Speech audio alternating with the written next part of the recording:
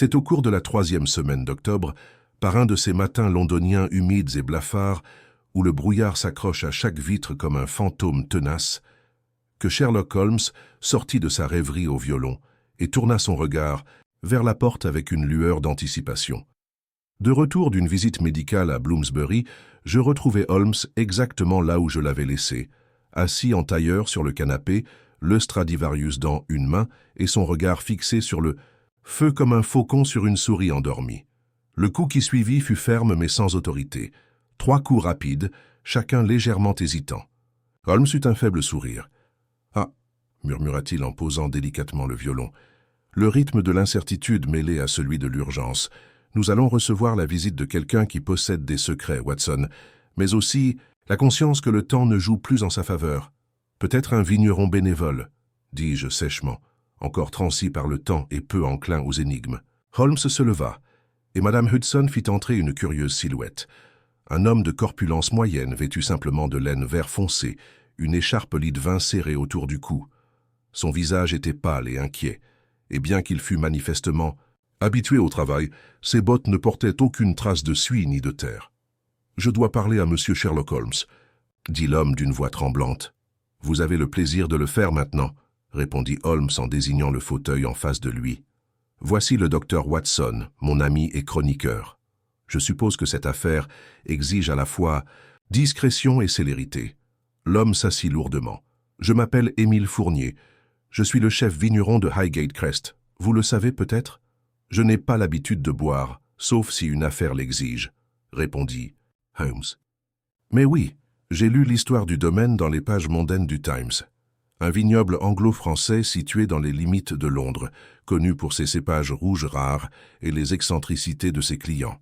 Continuez. » Les mains de Fournier se crispèrent comme pour écraser du raisin. « Il y a 2 nuits, le propriétaire du domaine, Lord Percy Merrow, a été retrouvé mort dans la cuve de fermentation. On dit que c'était un AVC, mais quelque chose ne va pas. »« Vraiment, pas le corps ?» Holmes se pencha en avant. « Et le corps, monsieur Fournier ?»« Il faisait chaud, » murmura Fournier. « Trop chaud. Je l'ai trouvé à 5 heures du matin, mais les gendarmes ont prétendu qu'il était mort depuis minuit. Mais la chambre était froide, à peine 5 degrés Celsius. Un corps chaud dans une chambre froide après 5 heures, dis-je en fronçant les sourcils. Cela contredit tous les principes du refroidissement post-mortem. En effet, songea Holmes en joignant les doigts, un homme mort, incroyablement chaud dans une cave réfrigérée, et aucun signe de violence? Aucun. Mais son visage était étrange, tordu, et sa main droite serrait le pied d'un verre brisé. « Du poison ?» ai-je proposé. « Le coroner n'a trouvé aucune trace, » a déclaré Fournier. Mais il précipitait les choses. Lord Merrow était un parlementaire. Un homme discret mais important pour quelqu'un, je crois. Sa fille, mademoiselle Adèle Merrow, insiste pour un enterrement privé d'ici la fin de la semaine. Elle ne souhaite aucun scandale. Les yeux de Holmes brillèrent. « Et que désirez-vous, monsieur Fournier ?» Le vigneron marqua une pause. « La vérité, dit-il, même si cela me coûte mon poste. » Holmes se leva. « Alors nous le trouverons ensemble. Watson, vous m'accompagnerez immédiatement à Highgate Crest. Apportez votre revolver. »« Mon revolver ?» demandai-je. Holmes se retourna avec un mince sourire. Lorsqu'un homme meurt dans une chambre close sans blessure, au mépris des lois naturelles, c'est rarement la nature qu'il faut craindre, mais l'intention humaine bien plus sournoise. Sur ce, il se dirigea vers sa chambre pour récupérer son manteau et son chapeau. Le jeu, semblait-il, avait déjà commencé, cette fois avec un cadavre qui refusait de refroidir et un vigneron trop silencieux pour l'ignorer. Le fiacre se frayait un chemin à travers la brume matinale, tandis que nous roulions vers le nord, les façades de briques de la ville cédant peu à peu la place au domaine majestueux et au manoir isolé de Highgate. Holmes resta étonnamment silencieux tout au long du trajet, les doigts gantés croisés et le regard perdu. Je connaissais bien ce regard. Ce n'était pas de l'oisiveté, mais du calcul. Bien que les faits concernant la mort de Lord Merrow fussent rares et dispersés, ils étaient déjà disposés dans l'esprit de Holmes comme des pièces d'échecs attendant leur premier coup. Fournier nous avait indiqué le chemin du domaine, et peu après 7 heures, nous avons emprunté un étroit sentier bordé d'arbres qui menait au vaste vignoble. Un portail en fer forgé était ouvert, les initiales HC scintillant faiblement dans le brouillard. Au-delà s'étendaient des coteaux en pente douce, couverts de vignes palissées, dont les feuilles dorées se fanaient sous le froid d'octobre. La maison principale se dressait au-dessus, un édifice de vieilles pierres recouvert de lierre et orné de fenêtres angulaires, flanqué d'une structure plus petite à droite, une grange en pierre, sans doute transformée en cuverie. C'est vers elle que Fournier nous conduisit, ses pas craquant nerveusement sur le gravier. « Je n'ai pas ouvert la chambre depuis le départ des gendarmes », dit-il en sortant une clé en laiton de la poche de son manteau. « Le corps a été enlevé hier, mais tout le reste est resté intact. » Les yeux de Holmes parcouraient la structure avant même que nous entrions. « Et personne d'autre n'est entré ou sorti, pas à ma connaissance. Les ordres de mademoiselle Méraud étaient très stricts. Je suis la seule à avoir la clé. » Holmes hocha la tête. « Bien. Alors, commençons. » La porte s'ouvrit dans un grincement, révélant un étroit couloir menant à la chambre de fermentation proprement dite. L'air se rafraîchissait à chaque pas, et je voyais mon souffle s'embuer. Nous débouchâmes dans une vaste pièce sans fenêtre, dont les murs étaient tapissés d'énormes fûts de chêne, dont les douelles sombres étaient couvertes de condensation. Une unique ampoule électrique se balançait au plafond, projetant des ombres qui tremblaient, comme des fantômes sur le sol. Holmes arpentait lentement la chambre, chacun de ses mouvements étant mesuré. « Où a-t-on retrouvé le corps ?» Fournier désigna le centre de la pièce, où une plateforme en bois se dressait à côté d'un des plus grands tonneaux. Juste là, il vérifiait seul le nouveau millésime. Je l'ai trouvé juste avant le lever du soleil. Holmes s'accroupit près de l'endroit, inspectant le sol. « Et ce tonneau ?» demanda-t-il. « Il contenait notre Crimson Reserve », répondit Fournier. « Il a été scellé ce soir-là. Lord Méraud a insisté pour superviser lui-même le processus. Il était toujours méticuleux avec ce millésime. Chaque année, il marquait le fût à la main. » Holmes étudia les marquages du canon puis examina la plateforme. « Le corps était chaud, dites-vous ?»« Oui, » répondit Fournier. Étrangement, je m'attendais à ce que le froid l'emporte. Holmes se tourna vers moi. « Watson, tu as exercé assez longtemps. Que suggère un cadavre chaud dans une pièce froide ?» J'ai réfléchi un instant. Soit le corps a été transféré dans la chambre bien après la mort, soit quelque chose dans la pièce le réchauffait artificiellement. Holmes hocha la tête d'un air approbateur. « Exactement. Et pourtant, il n'y a ni poêle ni appareil de chauffage, rien de dissimulé. Monsieur Fournier, Lord Méraud portait-il quelque chose d'inhabituel ?» Fournier secoua la tête. Seulement son épais manteau de vigneron habituel et ses gants. Le regard de Holmes se posa à nouveau sur le sol et il découvrit quelque chose de vague dans la poussière. Des empreintes de bottes menant au canon et à l'arrière, leurs contours nets et étroits.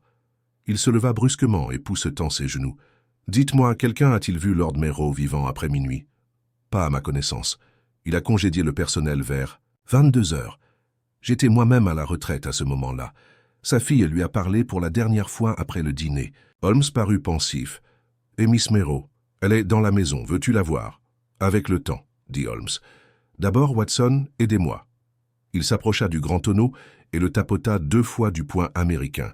« Celui-ci, disiez-vous, a été scellé cette nuit-là ?»« Oui, » confirma Fournier. Holmes nous fit signe de l'aider à retirer le couvercle du tonneau. Il fallut un pied de biche et un effort considérable, mais le couvercle finit par s'ouvrir en grinçant, libérant un arôme âcre et capiteux de raisin en fermentation et de chêne. Holmes se pencha brièvement, puis recula, une lueur soudaine dans le regard. « Qu'est-ce que c'est ?» demandai-je. « Pas ce à quoi je m'attendais, mais je suis curieux quand même, » murmura-t-il. « Fermez-la. Montons.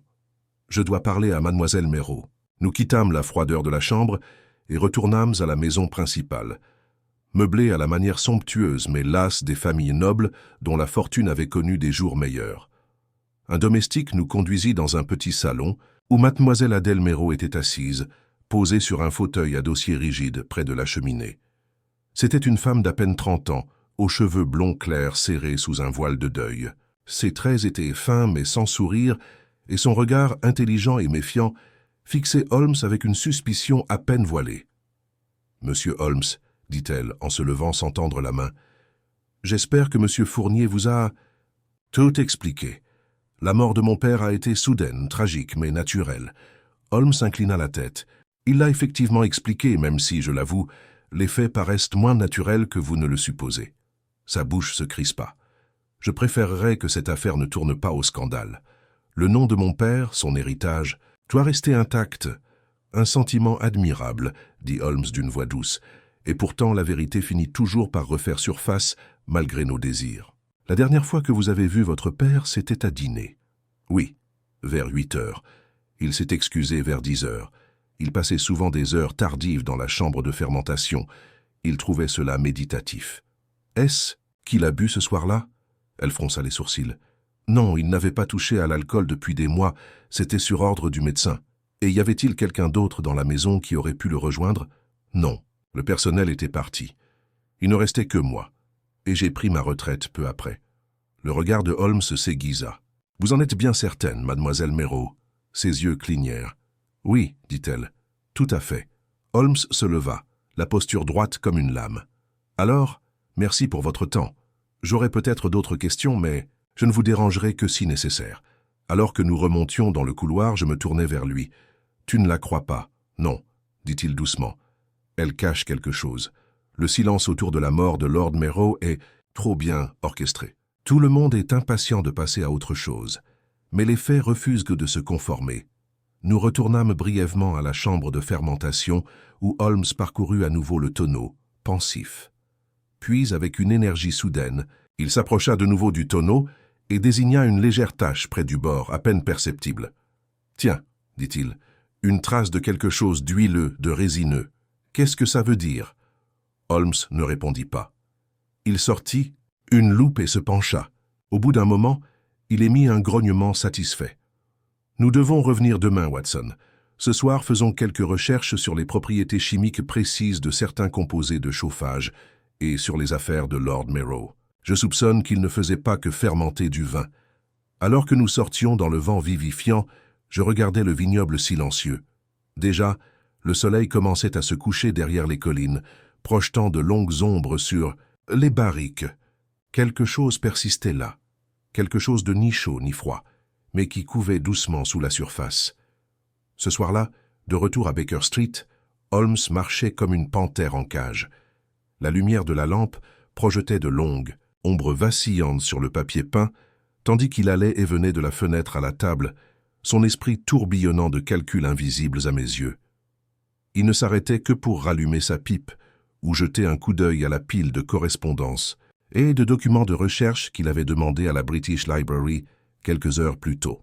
« Watson, » dit-il enfin, « quand un homme meurt, il y a deux vérités possibles, l'apparente et la réelle. La mort de Lord Méreau, de la vie générale, est naturelle.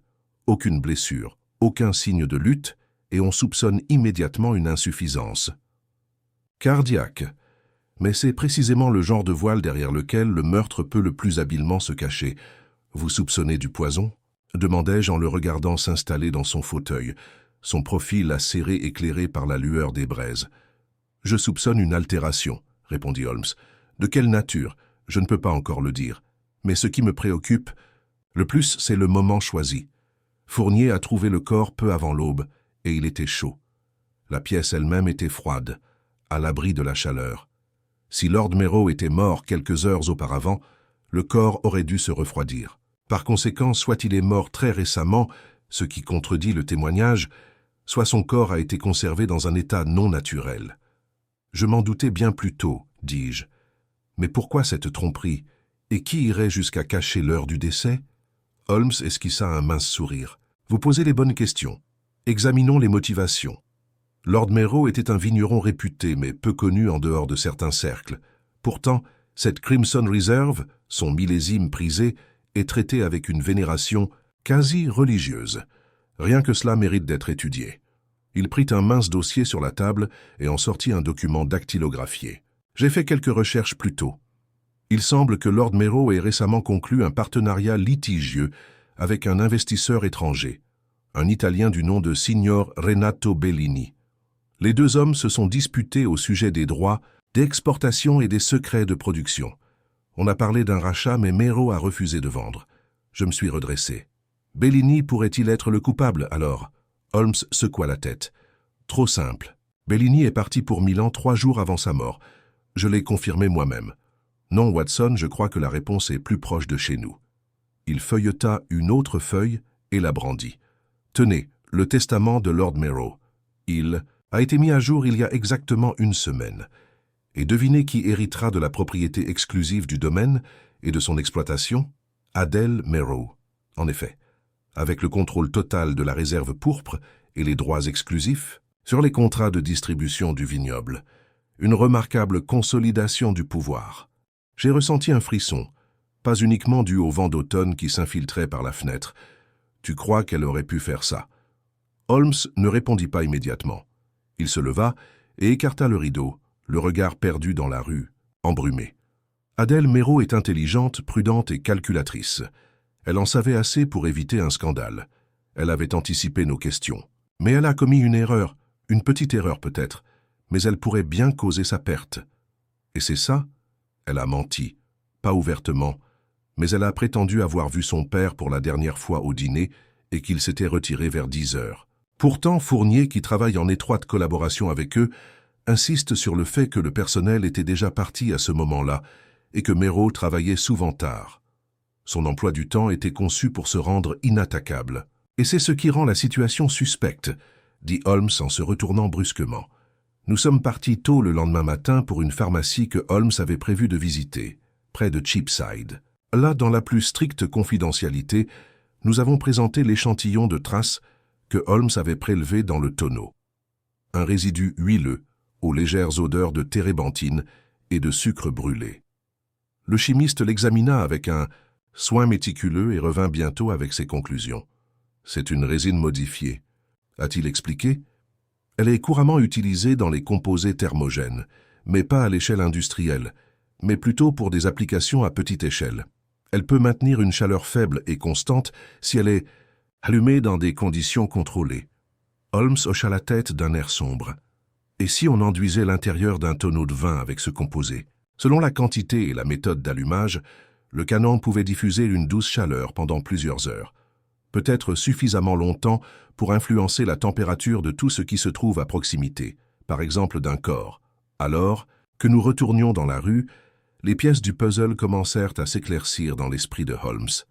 Ainsi, Lord Merrow meurt avant minuit. Son corps est placé près du tonneau trafiqué, préparé pour libérer progressivement la chaleur. Lorsque Fournier le retrouve avant l'aube, la chaleur du corps semble correspondre à une mort récente. Aucun soupçon, aucune question. Mais pourquoi mettre les choses en scène de cette façon, insistai-je. Pourquoi ne pas simplement laisser croire qu'il est mort dans son sommeil? Parce que, dit Holmes, cela place le moment du décès à une distance dangereuse de la présence d'autres personnes. En retardant l'heure apparente du décès, Mademoiselle Merrow, ou quiconque est derrière tout ça, pourrait se créer un alibi, éliminer les soupçons et influencer l'orientation de l'enquête. Mais nous n'avons toujours aucune preuve. Pas encore. Mais réfléchissez bien. Qui a à la fois l'accès et les connaissances nécessaires pour préparer une telle supercherie? Ni Fournier, qui semblait sincèrement angoissé.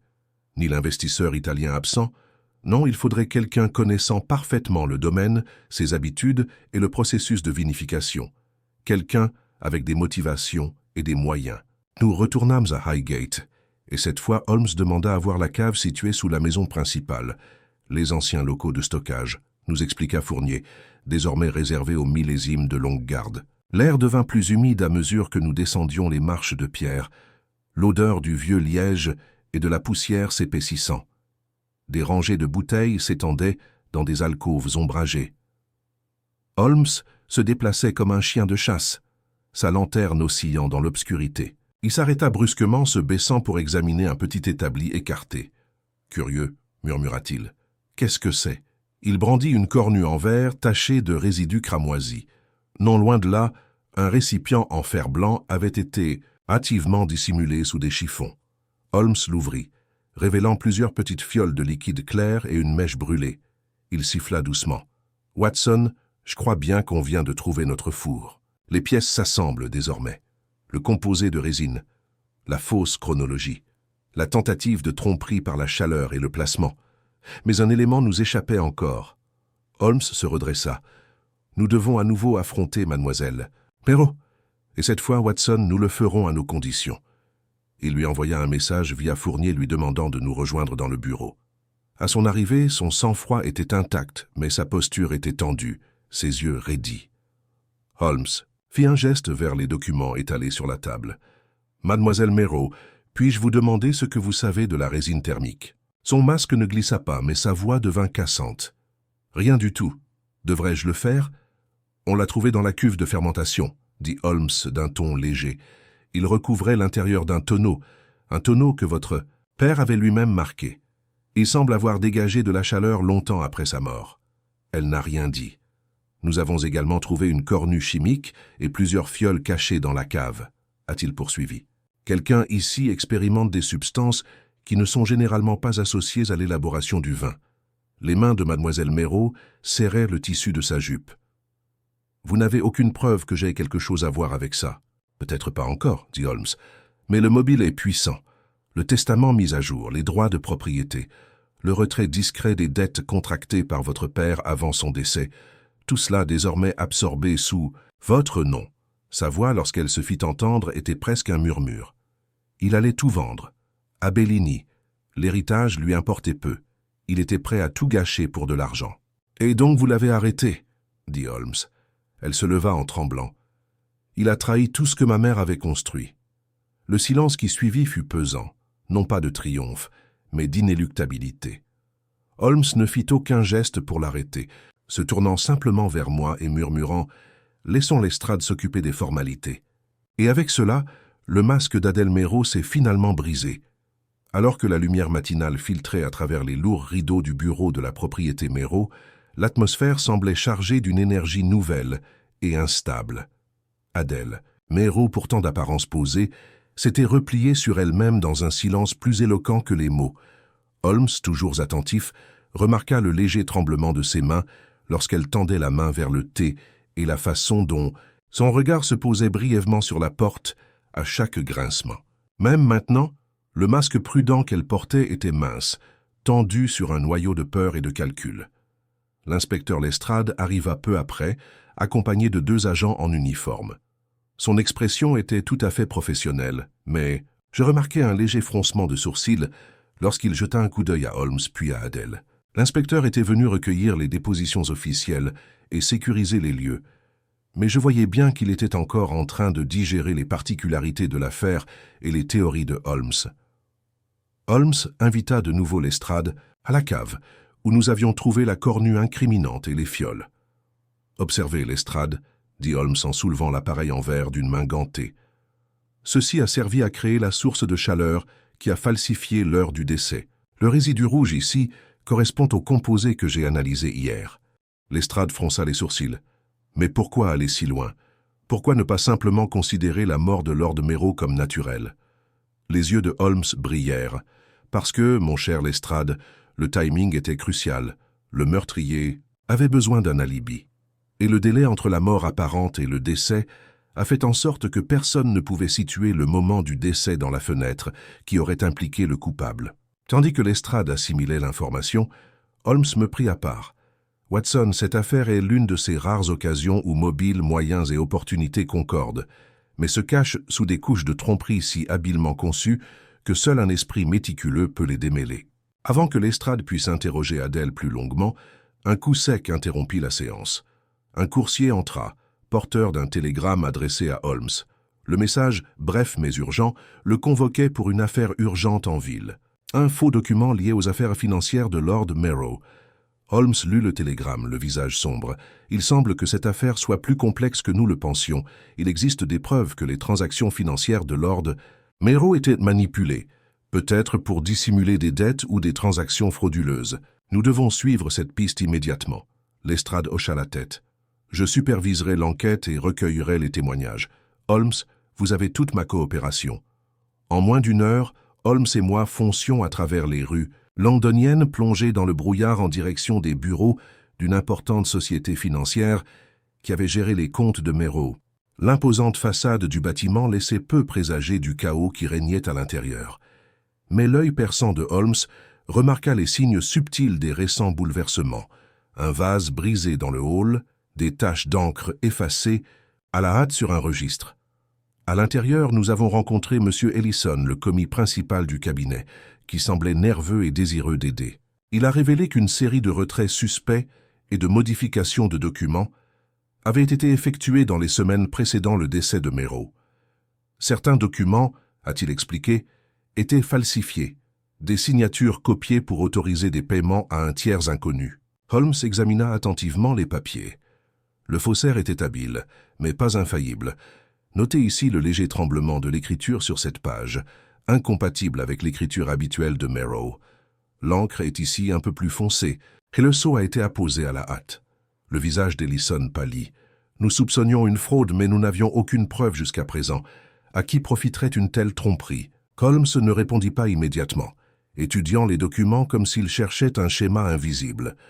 Ces transactions falsifiées suggèrent une tentative désespérée de masquer des difficultés financières.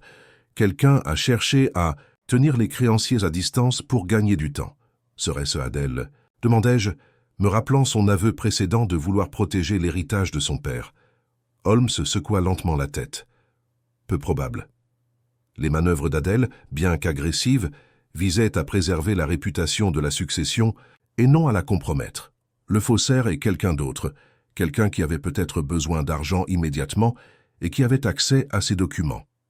Notre enquête nous a conduits près d'un bureau calme de Fleet Street où travaillait le comptable chargé de l'audit des finances de Merrow. Ce comptable, un homme précis nommé M. Fairbanks, avait constaté des irrégularités mais hésitait à les dénoncer, craignant des répercussions. « Monsieur Holmes, dit Fairbanks, il y a une personne qui est venue fréquemment à mon bureau ces derniers mois, Monsieur Alfred Thorne. C'était l'assistant de confiance de Lord Merrow chargé de nombreux dossiers sensibles. Pourtant, il a disparu peu après son décès. » Holmes se pencha en avant. « Et que savez-vous de la situation financière de Monsieur Thorne ?» Fairbanks hésita puis répondit « Ses dettes s'accumulaient. On raconte qu'il jouait sans compter et qu'il était dans le rouge. Certains spéculent qu'il espérait récupérer ses pertes en prenant le contrôle de certains actifs. Un fil conducteur clair commençait à se dessiner. Thorne, proche des dossiers familiaux et financiers, avait un mobile et une opportunité. Notre recherche de Thorne nous a conduits dans une modeste pension près de Whitechapel. La propriétaire, une femme âgée au regard perçant, se souvenait bien de lui. Il est parti au milieu de la nuit. Il n'a emporté qu'une petite valise. Il semblait nerveux, regardant toujours par-dessus son épaule. Le regard de Holmes s'aiguisa, un homme désespéré fuyant les conséquences. Alors que nous interrogions ses voisins et reconstituions ses derniers faits et gestes, l'image de la spirale infernale de Thorne s'est cristallisée. Il avait tenté de réunir des fonds, peut-être pour fuir le pays ou rembourser des dettes dangereuses, mais cela l'avait-il poussé au meurtre? Ou n'était-il qu'un bouc émissaire commode dans un complot plus vaste? Holmes n'était pas convaincu. « Les strates s'épaississent », murmura-t-il. « Ce n'est pas un simple crime passionnel ou cupide, c'est une symphonie de tromperies soigneusement orchestrée. » De retour à Baker Street, Holmes passa des heures à recouper dates, déclarations et données financières. Il construisit une chronologie qui, lentement mais sûrement, impliqua plus d'un acteur, intégrant des manipulations jusque-là dissimulées et des fabrications subtiles. Finalement, il se tourna vers moi. « Watson, nous avons presque démêlé le fil conducteur. Mais le fil conducteur final nous oblige à confronter celui qui a jusqu'ici échappé à tout soupçon, le régisseur du vigneron, Fournier. » J'étais surpris. Mais Fournier était désemparé, convaincu de l'innocence d'Adèle. Holmes eut un léger sourire. Un deuil bien joué peut masquer des vérités plus sombres. Fournier avait accès au fonctionnement interne du domaine, et en avait connaissance. Et surtout, il était la seule personne présente la nuit de la mort de Lord Merrow. Dès le lendemain, Holmes convint de rencontrer Fournier à nouveau au domaine. Alors que nous attendions dans le salon, l'intendant arriva, le visage blême mais résolu. L'interrogatoire de Holmes fut d'abord doux, mais s'intensifia progressivement, dissipant les réticences. Fournier admit avoir entendu une vive dispute entre Lord Merrow et Adèle, la veille du meurtre, mais nia toute implication dans le crime lui-même. Mais Holmes insista. « On vous avait confié les clés de chaque pièce, de chaque passage secret, de chaque armoire verrouillée. Auriez-vous pu orchestrer la scène pour tromper les enquêteurs, pour protéger quelqu'un d'autre ?» Les yeux de Fournier brillaient de douleur et de défi. « J'ai fait ce que je pensais être le mieux, protéger la famille et le vignoble. Holmes se renversa en arrière, le regard perçant. Protection ou instinct de survie? Fournier s'effondra. C'était moi. J'ai préparé le tonneau. Enduit de résine, retarder la découverte et espérer donner du temps à Adèle pour faire valoir ses droits. Mais je n'avais jamais voulu qu'il meure cette nuit-là. C'était un accident. Une crise cardiaque alors qu'il était à la cave. L'aveu flottait dans l'air, lourd et irrévocable. Holmes hocha lentement la tête. Un accident, puis une dissimulation calculée. Une histoire de loyauté transformée en crime. Lestrade emmena Fournier en garde à vue et, tandis que les stewards étaient emmenés, Adèle resta assise en silence, une expression complexe de chagrin et de soulagement se dessinant sur ses traits. Ce soir-là, alors que Holmes et moi étions assis au coin du feu à Baker Street, il songea tranquillement. En fin de compte, Watson, la vérité ne réside pas dans les grands gestes, mais dans les plus petits détails. La chaleur d'un tonneau, le tremblement d'une signature contrefaite, le silence entre les mots. J'ai hoché la tête, frappé une fois de plus par la capacité inégalée de Holmes à démêler les fils noués de la folie et de la tromperie humaine. Et ainsi, conclut Holmes, l'époque du vigneron silencieux a été changée non seulement par la malice, mais par la peur et une dévotion mal avisée. La nuit s'épaississait dehors. Le brouillard de Londres s'enroulait autour des lampadaires à gaz, tandis que nous nous installions dans un silence contemplatif, attendant la prochaine énigme qui réveillerait l'esprit agité de Sherlock Holmes. Malgré les aveux de Fournier et son arrestation, l'attitude de Holmes ce soir-là à Baker Street était loin de la satisfaction triomphale habituelle à laquelle je m'attendais après une affaire. Au lieu de cela, il était assis près du feu, les mains jointes sous le menton, les yeux plissés dans une profonde tristesse. « Watson, commença-t-il lentement, si les aveux de Fournier correspondent superficiellement aux faits, quelque chose dans cette résolution reste incomplet. Je ne suis pas convaincu que toute la vérité ait été révélée. J'ai levé les yeux de mes notes, surpris. Mais Holmes, l'intendant, avait un mobile, des moyens et une opportunité. Il a admis avoir falsifié l'heure du décès, qu'ait retardé la découverte, des actes qui ont certainement entravé la justice. Holmes fit un geste dédaigneux de la main. Certes, mais des aveux, surtout ceux qui arrivent avec une telle facilité, doivent être examinés avec la plus grande attention. Des aveux trop faciles à donner peuvent être un bouclier, pas une arme. Le récit de Fournier comporte des incohérences qui exigent une enquête plus approfondie. Je me suis penché en avant, comme Holmes m'a indiqué un passage du rapport du médecin légiste que j'avais obtenu à sa demande plus tôt dans la journée. Noter l'état du corps de Lord Merrow au moment de l'autopsie, des ecchymoses incompatibles avec une simple crise cardiaque et la présence d'une toxine rare non mentionnée dans la déclaration de Fournier. Je fronçai les sourcils. De la toxine. Mais je pensais que les preuves médico-légales n'étaient pas concluantes. Exactement. Le rapport médico-légal était incomplet, probablement rédigé à la hâte pour clore l'affaire. J'ai l'intention de faire procéder à un examen plus approfondi. Il y a, après tout, une grande différence entre une mort naturelle et une mort accélérée par empoisonnement. Les paroles de Holmes me firent sentir un profond malaise. L'affaire, que je croyais proche de sa conclusion, était loin d'être terminée.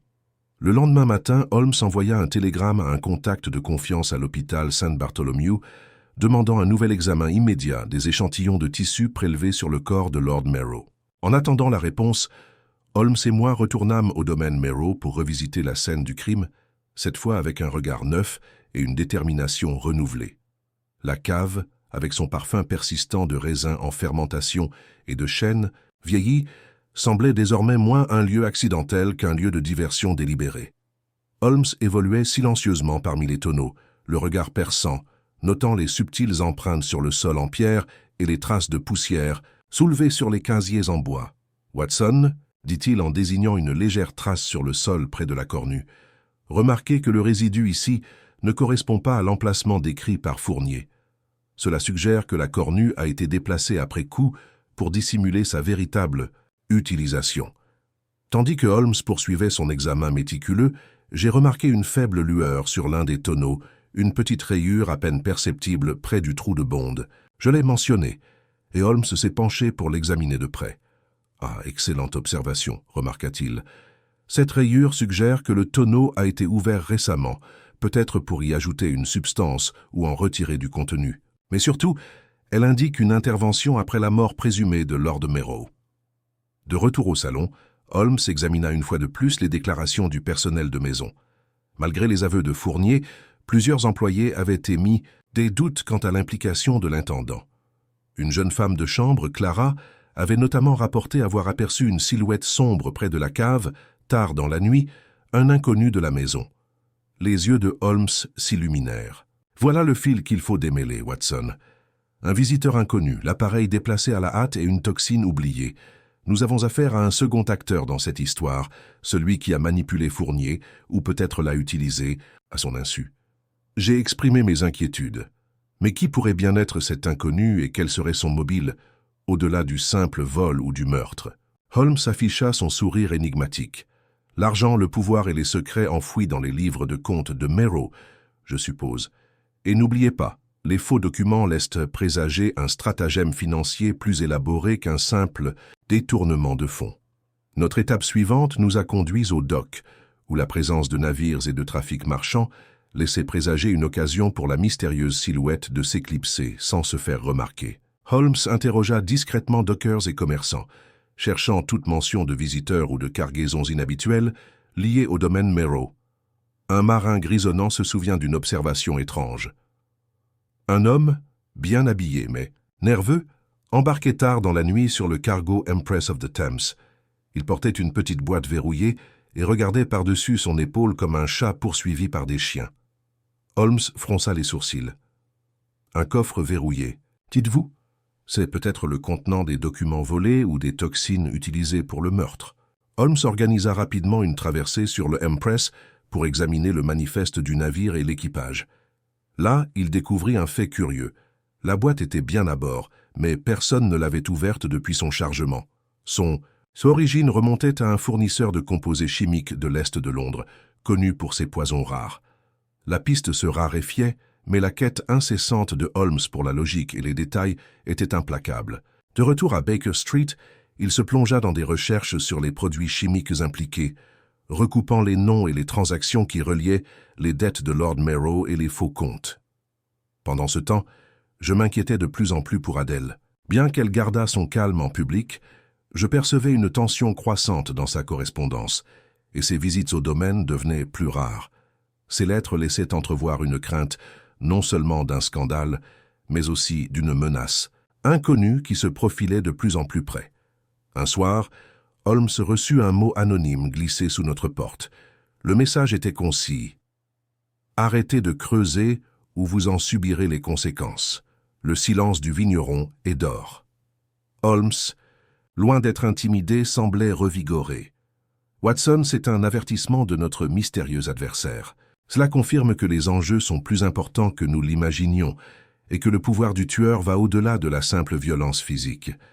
Nous avons pris des précautions, mais Holmes a insisté pour continuer. Il a commencé à poser des pièges subtils dans la maison et le domaine, espérant démasquer le véritable coupable ou ses agents.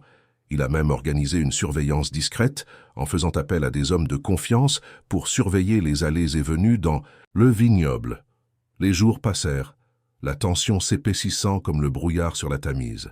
Puis une révélation survint. Une lettre interceptée par les hommes de Holmes, une note non signée adressée à l'un des créanciers de la succession menaçant de révéler les transactions financières falsifiées si les paiements n'étaient pas effectués rapidement. L'esprit de Holmes s'emballa. Notre coupable n'est pas seulement un tueur ou un faussaire, mais un maître chanteur qui utilise la peur et le silence pour manipuler son entourage. L'image commença à se préciser. Le visiteur mystérieux, les faux documents, la toxine silencieuse et maintenant les menaces, tout cela pointait vers un individu ou un groupe désespéré déterminé à contrôler la richesse et l'héritage du domaine. Une question restait cependant sans réponse. Qui possédait les connaissances, l'accès et la cruauté nécessaires pour orchestrer un tel projet? Alors que nous nous préparions à affronter à nouveau les suspects, Holmes marqua une pause, pensif.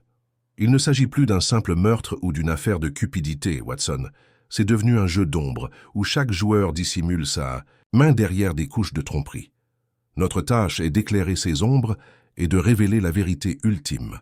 Sur ce, nous nous sommes replongés dans le labyrinthe de mensonges et de demi-vérités qui entouraient l'héritage du vigneron silencieux, sachant que chaque pas pouvait nous rapprocher du danger et de la révélation qui allait enfin dévoiler le mystère. Les jours qui suivirent furent marqués par une tension prudente qui s'abattit sur Baker Street, telle une tempête imminente.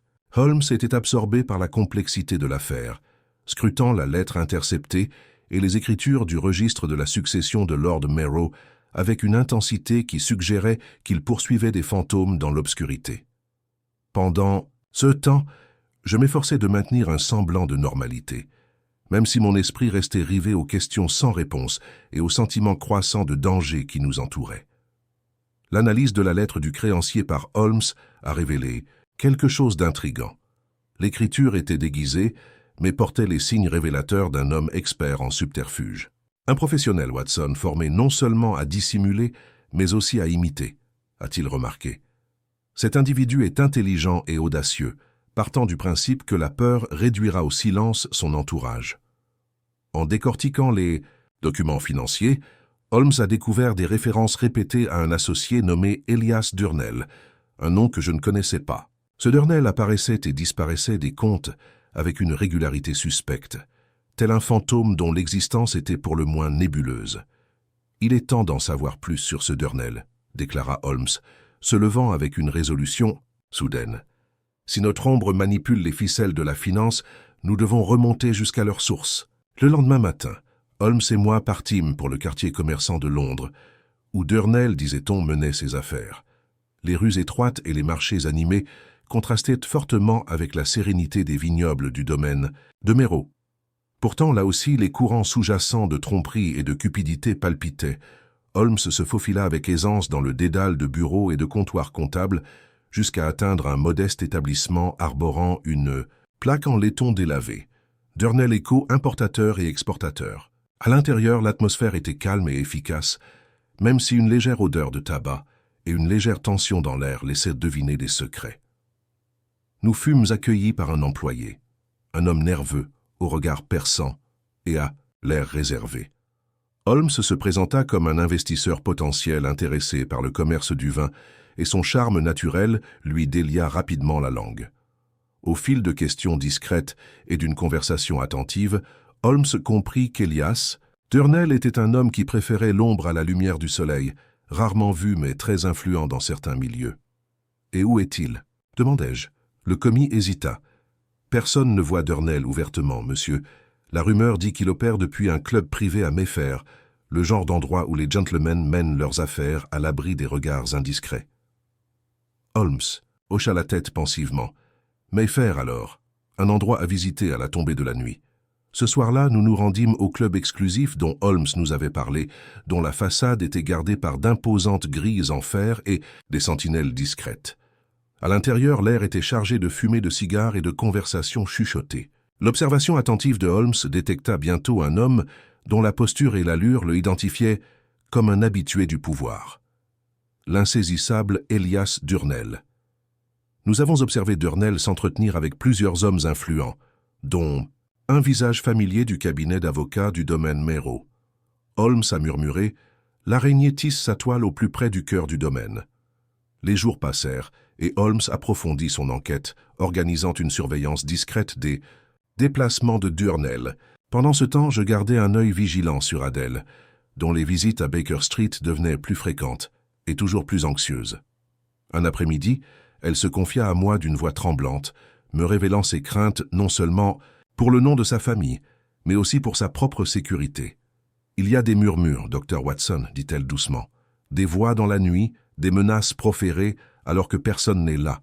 Je ne sais plus à qui me fier. » Holmes écoutait attentivement, l'air grave. « Votre courage est louable, mademoiselle Merrow, mais c'est dans votre sécurité que la vérité doit trouver sa place. » Un tournant soudain se produisit lorsque Holmes apprit de ses hommes que Fournier avait fait une déclaration inattendue en garde à vue. D'abord silencieux, le régisseur affirma alors qu'il avait été contraint d'avouer par une personne qui le menaçait de ruine. Cette affirmation ajouta une nouvelle complexité, suggérant que Fournier n'était peut-être qu'un pion dans un jeu plus vaste. Holmes organisa une rencontre avec Fournier sous surveillance. L'intendant parut brisé, le regard nerveux. Mais ses paroles avaient en du poids. Il désigna Elias Durnell comme l'orchestrateur des coulisses, un homme qu'il avait manipulé par des menaces et des promesses. Il a dit que si je n'obtempérais pas, je perdrais tout. Mon travail, ma maison, et même le bien-être de ma famille, avoua Fournier. J'avais peur, mais je jure que je n'ai pas tué Lord Merrow. Les yeux de Holmes brillaient d'un mélange de satisfaction et de prudence. Cela confirme mes soupçons, mais nous devons agir avec prudence. Durnell est un homme doué pour la dissimulation. Avec une vigueur renouvelée, Holmes et moi nous sommes attachés à démasquer les machinations de Durnell. Notre enquête a révélé que les faux documents faisaient partie d'une manipulation financière complexe visant à détourner la fortune de la succession Merrow vers des comptes offshore. L'influence de Durnell s'étendait bien au-delà de la succession, impliquant plusieurs personnalités influentes susceptibles de tirer profit de la disparition de Lord Merrow. Alors que l'étau se resserrait, Holmes élabora un plan pour débusquer Durnell. Il orchestra une transaction fictive impliquant une cargaison de vins rares destinée à inciter Durnell à agir. Nous attendions la réaction avec impatience. Par une nuit brumeuse, le piège s'est déclenché. Holmes et moi avons observé, d'un point de vue dissimulé, une silhouette s'approcher du domaine Merrow, avançant avec détermination et furtivité. Le visiteur portait une petite sacoche et ses yeux vacillaient nerveusement en approchant de la cave. Le murmure de Holmes rompit le silence. « Le loup revient au bercail, Watson. » Tandis que la silhouette manipulait la serrure de la cave, Holmes s'avança d'une voix calme mais autoritaire. « Vous êtes en état d'arrestation pour le meurtre de Lord Merrow et pour complot visant à spolier son patrimoine. » L'homme se retourna brusquement, révélant les traits reconnaissables d'Elias Durnell. Un sourire amer se dessina sur ses lèvres. « C'est malin, monsieur Holmes, mais ce n'est pas fini. » La capture de Durnell marqua un tournant, mais Holmes avertit que le réseau de tromperie était encore inextricable. Il reste des zones d'ombre à explorer, Watson, et la vérité, comme le meilleur vin, exige de la patience pour révéler tout son bouquet. De retour à Baker Street, Holmes réfléchit à la complexité de l'affaire, reconnaissant que la justice était souvent une question de nuance et de persévérance plutôt que de résolution rapide. Tandis que le brouillard de la ville filtrait par la fenêtre, je ressentis une fois de plus une admiration silencieuse pour l'esprit incomparable de mon ami, et la certitude que, quels que soient les mystères qui l'attendaient, Sherlock Holmes serait prêt à les affronter. L'arrestation d'Elias Durnell fut accueillie avec une satisfaction discrète par Scotland Yard, mais pour Holmes et moi, l'affaire était loin d'être conclue. Sa capture n'avait pas révélé toute la trame de tromperie qui avait coûté la vie à Lord Merrow, ni résolu l'énigme persistante qui planait sur l'instant même de sa mort. Quelque chose clochait, quelque chose que l'arrestation précipitée et les aveux apparents n'avaient pas réussi à éclaircir. Les yeux de Holmes brillaient d'une curiosité insatiable, comme toujours, tandis que nous retournions à Baker Street. L'affaire, Watson, comporte encore de nombreux aspects à décortiquer. Le rôle de Durnell est clair, mais il fait partie intégrante de la machine, et non de l'architecte. Une main invisible guide toujours ces événements, une main qui a modifié l'heure du décès, déconcertant même le médecin légiste. Les notes de Watson étaient devenues volumineuses, remplies de croquis du vignoble, de transcriptions, de témoignages et d'entrées énigmatiques du registre. Pourtant, le cœur du mystère, l'heure changeante de la mort, nous rongeait encore. Comment l'horloge avait-elle pu être si délibérément manipulée, et à quelle fin? La clé de la réponse, pensait Holmes, se trouvait dans la cave, là même où Lord Merrow avait rendu son dernier soupir. « Nous devons retourner dans ce monde souterrain, Watson, » dit-il en enfilant à nouveau son manteau et son chapeau de chasse. Il y a des détails qui échappent à l'observateur occasionnel, des détails qui murmurent des secrets à l'oreille attentive. Sous le manteau d'un après-midi couvert, Holmes et moi retournâmes au domaine Merrow. Le vignoble s'étendait langoureusement sous un ciel gris ardoise, les feuilles d'automne cassantes sous les pieds. L'air était teinté d'un léger parfum de raisin en fermentation, une odeur qui se mêlait étrangement au souvenir de la mort. Holmes inspecta la cave avec minutie. Il examina les étagères de fûts de chêne, le sol en pierre usée et la porte en bois cerclée de fer qui gardait le sanctuaire intérieur. Ses doigts parcoururent le pourtour des fûts, notant leurs étiquettes et les signes de perturbation récentes. Puis son regard se posa sur un petit fil de tissu pâle, presque invisible, accroché à un clou près de la porte. « Un indice. Utile, Watson, » murmura-t-il. « Quelque chose ou quelqu'un est passé ici à la hâte, laissant une trace ignorée par ceux qui cherchèrent là-haut. » Un examen plus approfondi révéla de subtiles rayures sur la serrure, suggérant qu'elle avait été manipulée non pas avec force, mais avec une précision rusée. Holmes sortit de sa poche un outil fin, une réplique d'un pic de serrurier, et démontra comment la serrure pouvait être ouverte et refermée silencieusement. Notre meurtrier connaissait parfaitement l'infrastructure du domaine, songea Holmes, un artisan de l'ombre expert en timing et en subterfuge. Notre attention s'est portée sur les bouteilles qui reposaient dans la fraîcheur et l'obscurité de la cave. Parmi elles, Holmes a découvert une curieuse anomalie.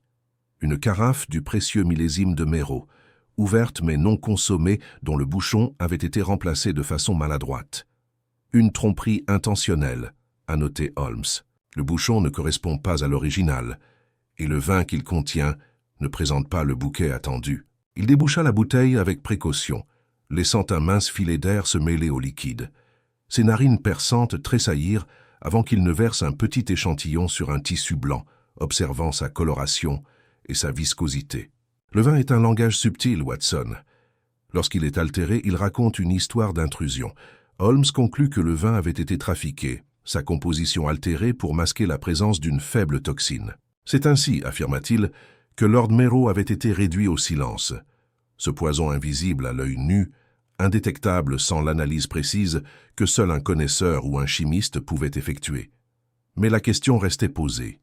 Qui avait accès à une telle connaissance, et pourquoi cette ruse élaborée pour modifier l'heure de la mort? Au fil de notre exploration, l'esprit de Holmes s'activait rapidement, rassemblant les fragments de conversation, les écritures du registre et le comportement singulier des habitants du domaine. La clé, croyait-il, résidait dans la tension subtile entre les apparences et la réalité, une tension incarnée par la figure énigmatique d'Adèle Méreau. Plus tard dans la soirée, à Baker Street, Holmes arpentait la pièce, agité et silencieux, tandis que je notais les découvertes de la journée. Finalement, il parla avec le poids de la certitude. Mademoiselle Méreau est la gardienne de secrets plus profonds que la simple réputation familiale. Son exigence de silence, ses visites discrètes et sa connaissance des rouages du domaine suggèrent un rôle bien plus important que celui d'une fille en deuil. Mais elle semblait sincèrement craintive, Holmes, protestai-je. Ces avertissements étaient ceux d'une femme cherchant désespérément à se protéger et à protéger sa famille. Exactement, Watson. La peur masque souvent la culpabilité, mais elle peut aussi masquer la vérité qu'il faut protéger. Je soupçonne qu'Adèle n'est pas la coupable, mais une clé essentielle pour démasquer le véritable méchant. Déterminé à approfondir l'enquête, Holmes organisa un rendez-vous avec Adèle sous prétexte de la tenir au courant de l'avancement de l'enquête. Elle arriva à Baker Street, le sang-froid plus fragile qu'auparavant, les yeux brillés par une peur sourde. Holmes la salua avec son incisivité habituelle, voilée par la cordialité. « Mademoiselle Méreau, votre connaissance du domaine et de ses particularités est inestimable. Je me demande si vous avez déjà remarqué quelque chose d'inhabituel dans l'inventaire de la cave ou dans les allées et venues de la maisonnée. » Adèle hésita, puis parla d'un ton mesuré. « Il y a eu des nuits où j'entendais des voix, des murmures dans l'obscurité, comme si un complot se déroulait hors de ma portée. Et j'ai trouvé la porte de la cave entr'ouverte, alors qu'elle aurait dû être bien verrouillée. » Le regard de Holmes s'aiguisa. « Et ces voix, vous souvenez-vous de leurs paroles ? Ils parlèrent de dettes et de vengeance, répondit-elle. D'une surchangée et d'un destin scellé trop tôt. » Holmes hocha la tête, pensif. « Ces connaissances sont à la fois un fardeau et une bénédiction, mademoiselle Méreau. Nous avancerons prudemment, mais votre courage est louable. » Alors qu'Adèle partait, Holmes s'est tourné vers moi. Son récit confirme la manipulation délibérée du temps et des circonstances. Le poison, les faux documents, l'heure modifiée. Du décès, tout indique un coupable qui connaissait intimement la famille et qui cherchait à réécrire l'histoire en sa faveur. Les jours qui suivirent apportèrent de nouvelles révélations.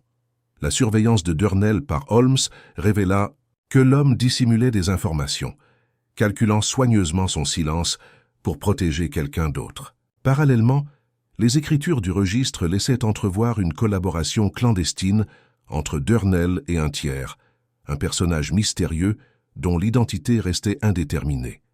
L'esprit de Holmes a étudié toutes les possibilités, et un soir, alors que le brouillard de Londres s'insinuait à nouveau dans les rues, il m'a appelé à la fenêtre donnant sur la rue éclairée au gaz. Watson, observe comment le brouillard obscurcit le familier, créant des illusions, là où il n'y en a pas. Telle est la nature de cette affaire. Nous devons regarder au-delà de l'évidence, au-delà des ombres, et interroger ceux que nous soupçonnons le moins. C'est alors qu'une pensée lui vint soudain. Souvenez-vous de la subtile différence dans la lettre, le changement d'encre et de papier au milieu du paragraphe. C'était un acte délibéré non seulement pour dissimuler l'écriture, mais aussi pour y insérer un message caché. Les doigts de Holmes parcoururent attentivement le texte, s'arrêtant sur une phrase, apparemment anodine. Ce passage ne fait pas référence à une personne, mais à un lieu, le plus ancien chai à barriques du vignoble, connu sous le nom de l'aile silencieuse. C'est un lieu oublié lors des premières recherches.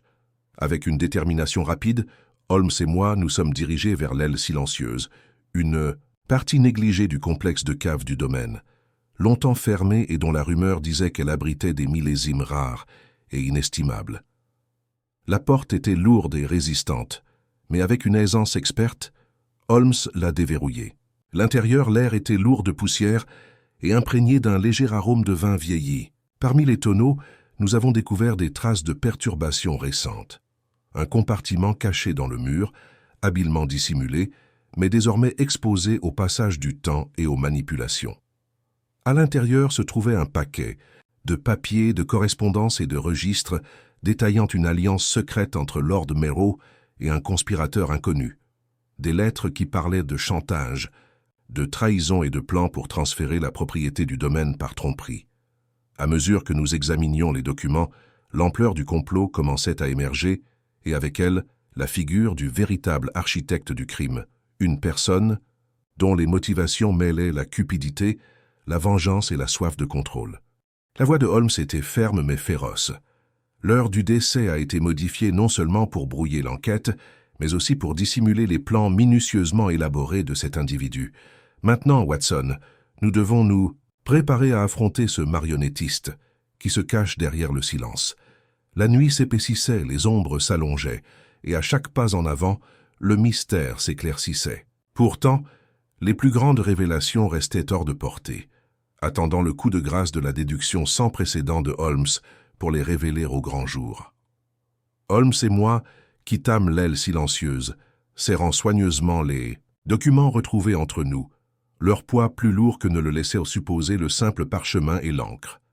Les couloirs sombres du domaine Merrow semblaient se rapprocher, comme si les murs eux-mêmes murmuraient des secrets trop longtemps. Enfoui, je jetai un coup d'œil vers Holmes qui marchait d'un pas décidé. Son expression emplie de fermeté et de détermination mêlée à cette étincelle d'impatience que j'avais appris à reconnaître comme annonciatrice d'une révélation. De retour à Baker Street, nous avons étalé les lettres et les registres sur la table en chêne usée et la gravité de la conspiration est devenue flagrante. La correspondance évoquait un plan soigneusement orchestré pour arracher le contrôle du domaine à Lord Merrow, exploitant sa santé déclinante et les pressions financières croissantes qui pesaient sur le vignoble. Cette alliance secrète, dissimulée sous des euphémismes et des phrases codées, impliquait un personnage dont le nom revenait à plusieurs reprises, bien que toujours dissimulé sous de nombreux subterfuges. « Le Corbeau », murmura Holmes en désignant la signature énigmatique d'une lettre. Un surnom plutôt qu'un nom, sans doute. L'identité de cet individu reste confidentielle, mais son implication est indéniable. Il a manipulé le registre, orchestré le poison et semé la confusion quant à l'heure de sa mort. Nous sommes donc en présence de plus qu'un simple crime passionnel ou de cupidité. C'est un chef-d'œuvre de tromperie calculée. En étudiant les documents, mon esprit s'est replongé dans les écritures étranges du registre, notamment les brusques changements d'écriture et les transactions étranges qui semblaient déplacées. La perspicacité de Holmes a jeté un nouvel éclairage sur ces anomalies, reliant les points avec l'aisance d'un artiste expérimenté achevant une toile complexe. Voyez, Watson, le subtil changement d'encre au milieu du registre. Ce n'était Pas un accident. Cela marque le moment où le conspirateur a pris le contrôle. Il ne s'agissait pas simplement d'une falsification, mais d'une appropriation, un empoisonnement lent et délibéré de l'essence même du domaine. Les yeux de Holmes brillèrent lorsqu'il ajouta « Et remarquez ici les références au pont et à la cuvée finale. 2 euphémismes, je suppose, pour désigner l'aboutissement prévu de cette sombre entreprise. » Notre discussion fut interrompue par un coup sec, frappé à la porte. C'était l'inspecteur Lestrade, le visage voilé de frustration mais teinté d'urgence. « Holmes, nous avons de nouveau arrêté Elias Durnell. Il refuse de parler, mais nous avons intercepté une visiteuse à la propriété ce soir. Une femme prétendant être une parente éloignée, bien que son attitude suggère quelque chose de plus. Elle a laissé un mot à votre adresse. » Holmes prit le mot d'une main ferme et brisa le sceau. L'écriture était élégante, mais inhabituelle. « Oh, à monsieur Sherlock Holmes, la vérité ne réside pas dans l'évidence, mais dans le silence entre les mots. Ne faites confiance à personne à l'ombre du vignoble. J'offre mon aide, mais pas en remerciement. Rendez-vous à minuit, près de la statue de Grosvenor Square. » La note se terminait par une simple initiale, un A en boucle. Le regard de Holmes s'aiguisa. Intrigant. Ce A. Serait-ce Adèle ou quelqu'un d'autre qui connaît la profondeur de cette supercherie? Lestrade haussa les épaules, mais sa curiosité était évidente. « Si c'est un piège, j'espère que vous êtes préparé, Holmes. »« Nous verrons bien, » répondit Holmes avec un calme mesuré. Alors que la nuit tombait, Holmes et moi nous préparions pour la rencontre clandestine. Le brouillard s'était considérablement épaissi, engloutissant la lumière des réverbères et transformant les rues familières en un univers d'ombres changeantes. Marchant d'un pas rapide vers Grosvenor Square, je sentais la tension monter en moi. Holmes, toujours calme, semblait revigoré par la complexité croissante du mystère. Près de la statue du duc de Wellington, sous le voile de l'obscurité, une silhouette élancée nous attendait. À notre approche, une voix douce s'éleva, prudente mais résolue. « Monsieur Holmes, je suis Amelia Ashcombe. » Oui, Amelia, se présenta-t-elle doucement, le regard rivé sur elle avec nervosité. « J'ai été témoin de la tragédie qui a frappé Lord Merrow. Vous devez comprendre que la conspiration s'étend bien au-delà du domaine. » Holmes la regarda pensivement. « Mademoiselle Ashcombe, votre arrivée, prise d'un tel risque, suggère que vous possédez des connaissances essentielles à la résolution de cette affaire. Veuillez développer. » Amelia hésita, mais révéla un enchevêtrement de dettes financières, de menaces et d'alliances tacites. Elle parla d'une cabale obscure au sein de la noblesse locale qui convoitait depuis longtemps les terres du domaine de Merrow et des pressions secrètes exercées sur Durnell et d'autres pour servir leurs intérêts. Ils ont employé du poison, falsifié des documents et déformé des vérités, dit-elle. Lord Merrow n'était qu'un pion dans un jeu plus vaste. Holmes écoutait attentivement, absorbant chaque nuance. Et ce corbeau, connaissez-vous sa véritable identité? Son visage pâlit. Ce ne sont que des rumeurs, chuchotées dans les salons et les ruelles, un homme influent et rusé, peut-être même parmi les plus proches confidents de la famille. Holmes hocha lentement la tête, l'esprit bourdonnant. « Mademoiselle Ashcombe, votre courage est louable. Vos informations seront précieuses. Nous devons agir avec prudence. Notre proie est dangereuse et rusée. Avant que nous puissions poser d'autres questions, un bruit soudain, un pas dans le brouillard, fit jeter un coup d'œil alarmé qu'à Amelia. La main de Holmes se dirigea instinctivement vers sa poche, mais le moment passa sans incident. Pourtant, l'avertissement était clair. Nous étions surveillés. De retour à Baker Street, Holmes entreprit de croiser les révélations d'Amelia avec les documents de la succession et les secrets du grand livre. Des schémas se dessinèrent, des noms apparus dans les chroniques mondaines, des transactions discrètes dissimulées sous des couches d'affaires légitimes. Chaque fil tissait une tapisserie de trahison qui remettait en question toutes nos hypothèses. Le lendemain matin, une convocation fut présentée à Scotland Yard. Lestrade, accompagné d'un coroner au visage sombre, présenta ses nouvelles conclusions. Le rapport toxicologique confirme que le vin de Lord Merrow était imprégné de digitaline, un poison cardiaque mortel. Mais le plus remarquable est la précision du timing. L'ingestion du poison a été artificiellement manipulée pour induire en erreur l'heure du décès. Les yeux de Holmes brillèrent de triomphe, exactement comme je le soupçonnais. L'agresseur a non seulement administré le poison, mais a ensuite mis en scène les événements pour brouiller les témoignages médicaux et retarder l'enquête. Un coup de maître de duplicité.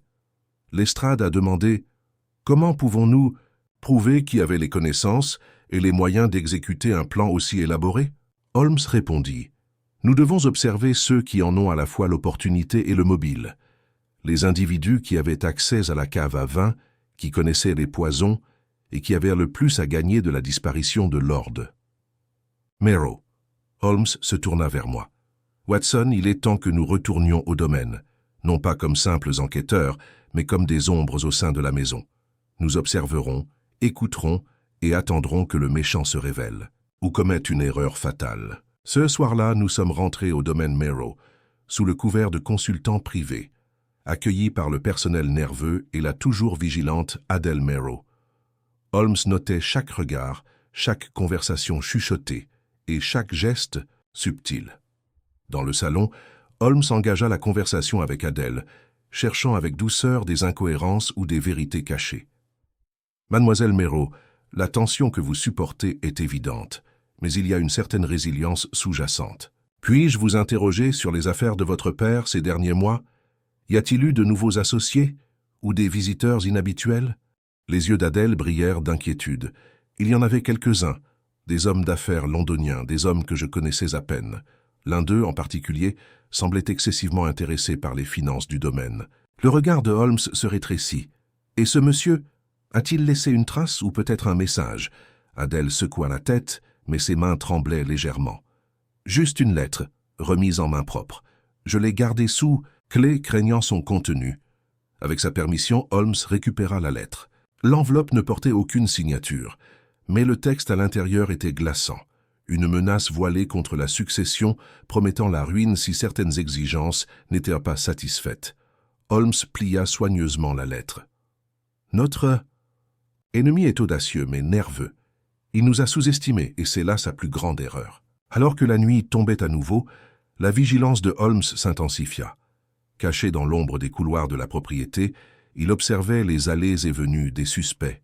Sa patience était infinie, sa détermination inébranlable.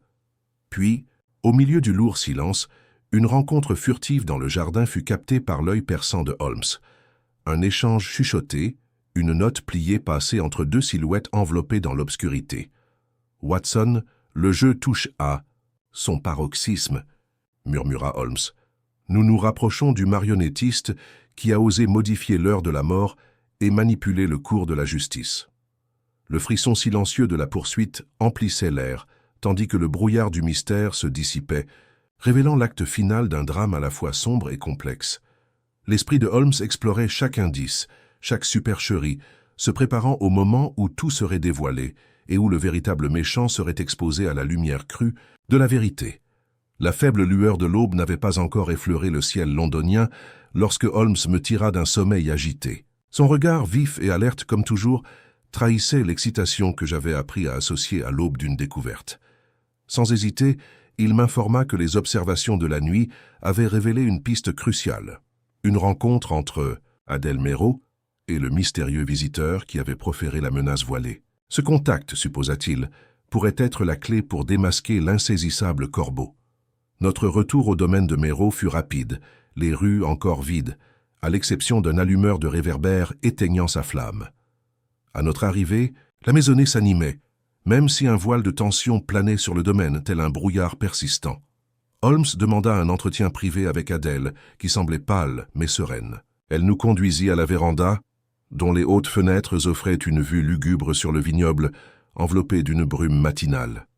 « Mademoiselle Merrow, » commença Holmes avec une douce autorité, « le péril qui guette votre famille exige votre franchise. Je vous implore de révéler tout ce que vous savez sur ce visiteur et sur la nature de vos rencontres. » Adèle hésita, ses doigts resserrant le bord de sa manche. « L'homme se faisait appeler Monsieur Graves, » dit-elle enfin. C'était un notaire, du moins c'est ce qu'il prétendait, représentant une partie qui souhaitait acquérir le domaine. Il était calme mais insistant, et il parlait souvent de dettes et de l'inéluctabilité du changement. Les yeux de Holmes se plissèrent. A-t-il révélé qui était exactement cet intérêt ? Non, répondit-elle. Seulement que leur patience était limitée et que leur refus entraînerait des conséquences bien plus graves que des pertes financières. Holmes se pencha en avant, les doigts croisés. « Et cette lettre, la menace que vous avez reçue, venait-elle de M. Graves ?» Adèle secoua la tête. « Non, il a été laissé anonymement. Mais l'écriture, le choix minutieux des mots, tout cela suggère le même auteur. » Notre discussion fut interrompue par l'arrivée de Lestrade, qui apporta des nouvelles qui compliquèrent encore davantage l'affaire. Un compartiment secret avait été découvert dans le bureau de Lord Merrow, dissimulé sous une planche de parquet mal fixé. À l'intérieur, on avait découvert un assortiment de documents et un petit journal relié en cuir. Un examen préliminaire suggère qu'il pourrait contenir les pièces manquantes dont nous avons besoin, dit Lestrade en les lui tendant. Holmes ne perdit pas de temps. Ouvrant le journal, son regard perçant parcourut l'écriture serrée et bouclée. Il appartenait à Lord Merrow en personne, et les notes y détaillaient sa suspicion croissante envers son entourage. Il y décrivit des réunions clandestines, des menaces murmurées et le poids grandissant d'un secret qui, craignait-il, le détruirait. Il est ici question, songea Holmes, d'une ombre dans la cave et du vin qui trahit. Cela confirme notre théorie selon laquelle le poison n'a pas été administré par hasard, mais par le biais du vin lui-même, un médium soigneusement choisi par quelqu'un connaissant parfaitement le fonctionnement du domaine. J'ai remarqué que Watson était visiblement perturbé, le coût humain de ces révélations devenant plus lourd que jamais. Holmes, quant à lui, restait imperturbable, planifiant déjà la prochaine phase de notre enquête. Nous devons inspecter, à nouveau la cave à vin, cette fois avec les connaissances glanées dans ses écrits. Des secrets se cachent sous les tonneaux, j'en suis certain. La cave était fraîche et moisie, l'air chargé d'odeurs de chêne et de fermentation. Holmes examina les fûts, passant ses doigts sur le bois vieilli et notant de petites rayures et marques invisibles à l'œil non averti. Au fond de la cave, il découvrit une trappe, astucieusement dissimulée derrière une pile de caisses. En descendant dans la chambre secrète en contrebas, la lanterne de Holmes éclaira des rangées de petits tonneaux, chacun marqué de symboles énigmatiques. Parmi eux, un tonneau portait des rayures récentes, son seau ayant été récemment démantelé. Holmes sortit de sa poche une petite fiole contenant un réactif qui changeait de couleur en présence de certains poisons. En analysant un échantillon prélevé sur le bouchon du tonneau, son expression confirma ses soupçons. Digitalis, sans aucun doute. Le poison a été introduit ici, dans cette chambre secrète. Quiconque a accédé à cet endroit possédait les moyens et les connaissances nécessaires pour manipuler à la fois le poison et la chronologie de la mort. Tandis que nous montions, Holmes reconstituait déjà l'énigmatique puzzle. Imaginez l'accès à cette chambre. Seuls quelques-uns en possèdent les clés, et encore moins oseraient y entrer sans y être invités. De retour à l'étage, nous avons confronté le personnel de maison, interrogeant chacun avec soin. Le majordome, un homme sévère nommé Pritchard, a nié toute connaissance de la cave secrète. Le vigneron, Thomas Bell, semblait nerveux mais résolu dans ses dénégations. C'était la servante, Hélène, dont les mains tremblantes trahissaient une connaissance plus profonde. Sous l'interrogatoire incisif de Holmes, Hélène avoua avoir entendu des conversations entre Adèle et M. Graves dans le jardin. Elle évoqua des promesses faites et des craintes partagées, laissant entrevoir un désespoir sous l'apparence sereine d'Adèle. Holmes écouta patiemment, puis révéla un détail qui nous surprit tous.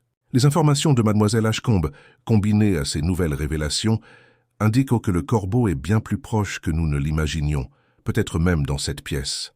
Le visage d'Adèle se vida de ses couleurs. « Tu m'accuses ?»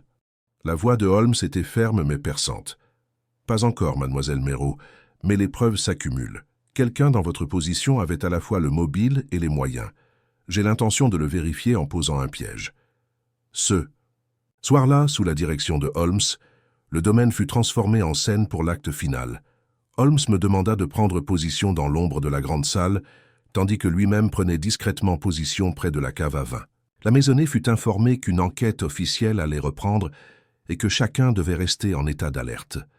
Les heures passèrent, le silence n'étant troublé que par le tic-tac de l'horloge et le hurlement lointain du vent. Soudain, une ombre s'avança furtivement vers la cave. Le regard perçant de Holmes suivit la silhouette. Une femme câplée et prudente, alors qu'elle s'approchait de la trappe, Holmes sortit de l'ombre avec une présence imposante. Arrêtez. Votre jeu s'arrête ici. La silhouette hésita, puis se révéla. Adèle Méraud, le regard brûlant d'un mélange de peur et de défi. « Vous vous méprenez, monsieur Holmes, dit-elle. Je n'ai pas agi par cupidité, mais pour sauver ce domaine de la ruine. » Le regard de Holmes était inflexible. « Explique-toi. » Adèle avoua que le corbeau n'était pas un inconnu, mais un pseudonyme secret qu'elle avait adopté en désespoir de cause. La santé de Lord Méraud déclinant et les créanciers s'approchant, elle avait cherché à manipuler les affaires du domaine pour gagner du temps et préserver le vignoble pour les générations futures. Le poison était destiné à servir d'avertissement, à altérer les apparences et à retarder l'inévitable, et non à tuer. Pourtant, son plan a dégénéré. L'heure modifiée du décès a dérouté même le coroner, et la vérité a été enfouie sous une couche de tromperie. Son alliance avec M. Graves était un risque calculé, qui a finalement conduit à sa dénonciation. Holmes la regarda avec un mélange de pitié et d'admiration. « Votre courage d'avouer est remarquable, mais la loi doit suivre son cours. » Alors que Lestrade s'apprêtait à arrêter Adèle, elle se tourna vers moi avec un dernier regard mélancolique. « Puisse la vérité trouver toujours un gardien digne de ce nom, Dr. Watson. » En retournant à Baker Street ce soir-là, je repensais à l'écheveau que nous avions démêlé. Holmes, toujours aussi énigmatique, était déjà plongé dans ses pensées sur la prochaine affaire, mais je savais que cette victoire, fruit de patience, de logique et d'une quête inébranlable de la vérité, resterait gravée dans nos mémoires pendant des années. La tromperie du vigneron silencieux a été mise à nu et la justice, aussi douce amère soit-elle, a été rendue. Le lendemain matin, le soleil peinait à percer le brouillard persistant de Londres, projetant une lumière tamisée sur Baker Street. Je trouvai Holmes assis près de la fenêtre, les doigts croisés, sous son menton pointu, le regard perdu dans un labyrinthe de pensées, bien au-delà des rues visibles. J'hésitai un instant avant de rompre le silence. L'affaire Méraud s'est conclue assez rapidement, après les révélations d'hier soir, commençai-je. Pourtant, je sens que vous êtes loin d'être satisfait. Le regard de Holmes s'aiguisa et il se pencha en avant. Vous avez raison, Watson. Bien que les aveux de mademoiselle Méraud concordent parfaitement avec les faits tels que nous les avons découverts, je crains que nous n'ayons pas encore saisi toute la complexité de cette affaire. J'ai haussé un sourcil. Tu crois qu'il y a plus caché sous la surface? En effet. Observez, si vous le voulez bien, la nature des aveux de mademoiselle Méraud, une supplication teintée de noblesse, cherchant à préserver un héritage familial plutôt qu'à nuire. Pourtant, le poison administré était puissant, précis, et le timing savamment manipulé. Une action aussi calculée émane rarement du seul désespoir. J'ai hoché lentement la tête. Vous insinuez un complice? Holmes sourit faiblement, une lueur de défi luisant dans le regard. Peut-être. Ou un adversaire qui cherchait à utiliser Adèle comme bouc émissaire. Je trouve prudent d'examiner à nouveau les circonstances, en particulier les interactions avec M. Graves. Sans tarder, nous sommes retournés au domaine Méraud. L'air matinal était vif et le vignoble semblait presque serein sous la lumière pâle, ce qui trahissait l'agitation qui régnait entre ses murs. Holmes demanda à avoir accès à la correspondance du notaire trouvée dans le compartiment secret. Lettres, contrats et notes rédigées d'une main de maître. Notre examen fut méticuleux, Holmes recoupant date et nom avec son souci du détail habituel. « Tenez », dit Holmes en tenant une fine lettre soigneusement pliée et scellée d'un blason inconnu. Remarquez la subtile variation d'encre et d'écriture par rapport aux autres. Cette lettre a été insérée après les documents originaux. Je pris la lettre et en observai le contenu. Un ultimatum formulé avec courtoisie, mais manifestement menaçant. La lettre menaçait de ruiner Lord Méraud si celui-ci refusait la vente et laissait entendre que des secrets inconvenants seraient révélés, ce qui briserait le nom de la famille. Holmes fronça les sourcils. À qui profiterait une telle ruine? Plus importante encore, qui avait accès à ces documents privés? Nos investigations nous ont conduits à nouveau à la maison, où le personnel était visiblement sous le choc. Les questions de Holmes ont révélé un détail surprenant. Un jeune commis nommé Harold Finch, récemment embauché par le domaine, avait été aperçu s'attardant près du bureau tard dans la soirée. Finch, semblait-il, était chargé des comptes du domaine, mais n'avait aucune allégeance familiale. Nous l'avons trouvé dans une modeste pension de famille non loin de la ville. L'homme s'est d'abord montré évasif, ses yeux pétillants de nervosité tandis que Holmes cherchait la vérité avec douceur mais fermeté. Finalement, Finch a admis avoir été approché par M. Graves, qui lui avait proposé de falsifier certains documents et de manipuler les registres financiers de la succession afin d'accélérer la vente. Il a avoué une brève collaboration avec Graves, mais a nié toute connaissance d'un empoisonnement ou du mystérieux corbeau. Holmes n'était pas convaincu. Un démenti bienvenu, Monsieur Finch. Votre peur, bien que palpable, ne doit pas être votre prison. Aidez-nous et vous trouverez peut-être la rédemption. La révélation suivante survint de manière inattendue. En consultant le registre des visiteurs de la cave, Holmes découvrit une série de fausses entrées indiquant des visites d'individus sans raison valable. Parmi ces noms, un interpella vivement Cyril Marchand, un vigneron rival connu pour ses tactiques commerciales impitoyables. Holmes a organisé une rencontre avec Marchand dans sa propriété de la banlieue londonienne. L'homme nous a accueillis avec un sourire forcé, le regard perçant et calculateur. Durant notre conversation, Marchand a nié toute implication avec Graves ou l'empoisonnement, mais son agitation s'est manifestée lorsque la conversation a abordé le sujet du vignoble de Lord Merrow. Le commerce du vin est aussi compétitif que n'importe quel champ de bataille, Monsieur Holmes, fit remarquer Marchand froidement. Mais je n'ai recours ni au poison ni à la tromperie pour gagner. La réponse de Holmes fut mesurée. La concurrence, Monsieur Marchand, est souvent une question de stratégie. Pourtant, certaines stratégies franchissent des limites que la simple rivalité commerciale ne devrait jamais franchir. Nous avons quitté la propriété de Marchand avec le sentiment que l'homme cachait quelque chose, sans toutefois disposer de preuves concrètes. Holmes était cependant intrigué par l'intensité de cette rivalité et par les conséquences qu'elle aurait pu entraîner. De retour à Londres, Holmes étudia les documents et les témoignages, tissant des liens qui défiaient la logique la plus élémentaire. Il parlait peu, mais griffonnait des notes et des schémas sur du papier jauni, s'arrêtant parfois pour fixer le plafond comme s'il cherchait des réponses au-delà. Un soir, alors que je lisais au coin du feu, Holmes se leva soudain et me fit « Signe, Watson, je crois que le dernier acte de ce drame se trouve dans le mécanisme même de l'horloge de la tour du domaine. » La tour de l'horloge était brièvement mentionnée dans le journal de Lord Merrow, décrite comme une vieille structure rarement entretenue. Nous avons gravi l'escalier étroit et en colimaçon menant au beffroi où Holmes a examiné les rouages et mécanismes complexes de l'horloge avec la précision d'un joaillier. « Voilà », dit-il doucement en désignant un petit compartiment dissimulé derrière le cadran de l'horloge. À l'intérieur se trouvait une liasse de lettres récemment dérangées, mais bien cachées. Parmi elles, un mot de M. Graves à un destinataire inconnu, évoquant un projet de manipulation de la date de la mort de Lord Merrow afin d'influencer l'héritage et la vente ultérieure du vignoble. Les yeux de Holmes brillèrent. La modification de l'heure du décès n'était pas une simple ruse pour tromper le coroner. C'était la clé de voûte d'une machination à but lucratif et personnel.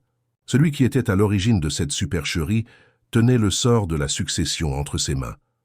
Nous avons déduit que l'individu ayant accès à la tour de l'horloge et connaissant les affaires internes du domaine était bien plus impliqué qu'on ne le pensait.